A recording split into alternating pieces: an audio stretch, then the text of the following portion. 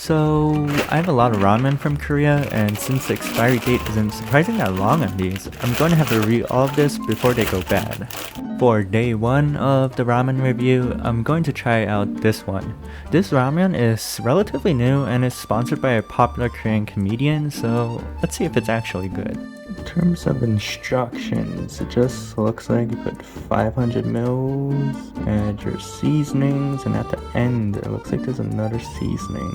Okay, it looks like we just have some regular ramen seasoning and some sesame oil. So far it looked really plain, but once I added the extra seasoning packet, it looked pretty good. And that's a lot of seaweed.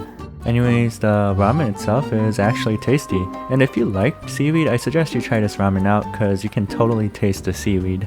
In terms of rating this ramen, let's say on the scale of fruits, if oranges are not so good and apples are fantastic, I give this ramen a rating of a carrot. For day 2 of the ramen review, we have this one. It is another celebrity ramen and it's relatively new. It is also a clear broth ramen, so let's see how good it is.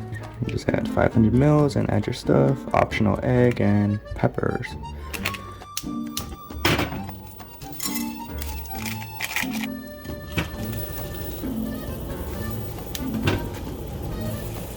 It looks a bit bland, but let's try the soup. The soup is a bit bland and not as spicy as I would like it to be. The noodles were not anything special as well. I guess that's why they recommended to add some serrano peppers. To solve this issue, we have kimchi. After eating this ramen with kimchi, it is so much better. Overall, if I were to rank this ramen on a scale of pets, if turtles are great and dogs are not so good, this ramen ranks as a tiger. For day 3 of the ramen review, we have this one. This ramen isn't really your regular ramen, but a ramen intended to mimic the Korean Chinese dish jambong, which is like a spicy seafood noodle dish. So let's get cooking.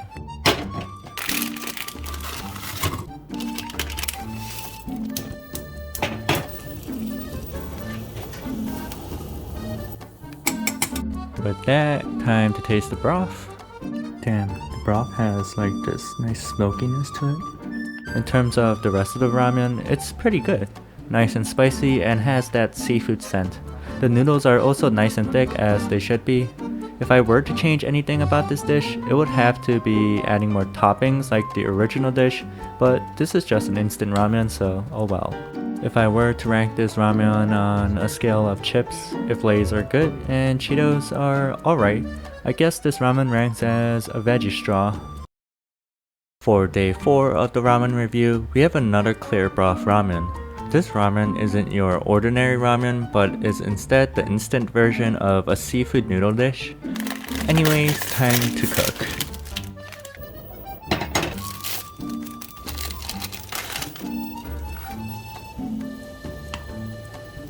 Hopefully this clear broth isn't as bland as the other clear broths I had. This broth is actually amazing. It does not taste like fish. Surprisingly refreshing. Since this instant ramen is supposed to mimic the knife cut noodles, this ramen came with thicker and wider noodles. The noodles were okay but kind of bland. I don't know if instant ramen season their noodles, but this one felt especially bland. Other than that, the whole dish is pretty good. Overall, if I were to rank this ramen on a scale of cities, if Chicago is good and LA is not so good, this ramen ranks as Orlando. For day 5 of the ramen review, we have this one. It literally translates into tasty ramen. Well, I'll be a judge of that. Anyways, let's begin cooking. The broth was okay, nothing amazing, just your regular ramen broth. The rest of the ramen was average as well, nothing amazing. It tasted like your regular Shin ramen average spiciness ramen. The noodles were normal noodles and there were no interesting toppings. Since the ramen was so average, I had to try spicing it up with some kimchi. Eating it with kimchi at least gave it some interesting texture, but once again it just felt like I was eating a regular ramen with kimchi. Unfortunately, this ramen lacked the enthusiasm it was named for. On a scale where basketball is amazing and surfing is alright, I give this ramen a rank of a ballet. For day 6 of the ramen review, we have this one. Up until now, I have not tried Shin Ramen Black because they were usually more expensive than your regular Shin Ramen, so I was like, nope. Anyways, I finally got a free one, so let's see how good it is.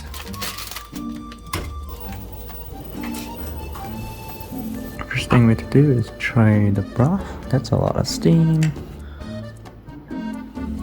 Just the main difference between the regular Shin Ramens and the Shin Ramen Black is that Shin Ramen Black has a way more beefiness, meatiness to the broth. Overall, Shin Ramen Black is pretty good. It is a bit rich for my taste, and the meatiness is kind of overwhelming, something I wouldn't expect from an instant ramen, so I definitely prefer the regular Shin Ramen.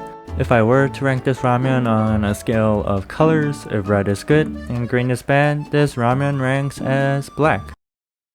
For day 7 of the ramen review, we have one of the most popular ramens in Korea. This ramen is relatively new, but it was able to gain popularity due to it not only being spicy, but also having flavor. So let's see if this ramen is worth the hype. Honestly, looking at the footage right now, the broth looks like your regular ramen broth. Unfortunately, that was not the case. That is spicy. In terms of the noodles, it looks like your regular ramen noodles, so nothing special here. Overall, I think this ramen is worth the hype. It is spicy, but it is not spicy just to be spicy. It actually has flavor. On top of that, the broth does taste different from your regular Korean instant ramen broth. If I were to rank this ramen on a scale of different types of weather, if hail is great and snow is not so great, then I rank this ramen as sunny. For day 8 of the ramen review, we have this ramen. This is the limited version of the ramen from day 7. Its claim to fame is that this ramen is even spicier or quote-unquote higher tension when compared to the original. So let's see if this ramen is really higher tension. After trying the broth, boy was this ramen really spicy. I even added more water than I usually do because I knew this ramen would be extremely spicy. However, the inherent spiciness of the broth really pulls through. The noodles look like regular ramen noodles. Nothing particularly impressive. Spiciness aside, I must say that this is a tasty ramen that everyone should try out at least once. However, if you don't have a stomach that can tolerate spicy food, I would avoid it after the first try. Anyways, if I were to rank this ramen on a scale of water, if seawater is good and cold water is bad, this ramen ranks as tap water. For day 9 of the ramen review, we have another jambong ramen. If you didn't catch day 3's ramen review, jambong is a spicy Korean Chinese seafood noodle dish. The other ramen was pretty good, so I hope this one is just as good. It has a different profile from the first jambong instant ramen I reviewed. This tastes more fishy, more seafoody, and doesn't have the smokiness that you would expect from the regular jambong dish. I wouldn't call this a jambong ramen, but more of a seafood smell ramen. In terms of the rest of the dish, the noodles were thick as they should be for this kind of instant ramen. Honestly, I wish all instant ramens had this thicker noodle style. Anyways, if I were to rank this ramen on a scale of tech companies, if Netflix is great and Apple is not so great, then this ramen ranks as Google. For day 10 of the ramen review, we have this one. It's another knife cut noodle style ramen, but instead of it being a clear broth, it is a spicy broth. Let's see how this tastes.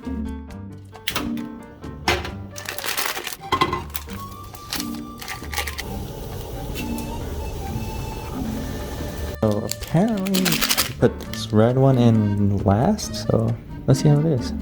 In terms of the broth, it tastes a bit like a seafood inspired noodle dish with some redness.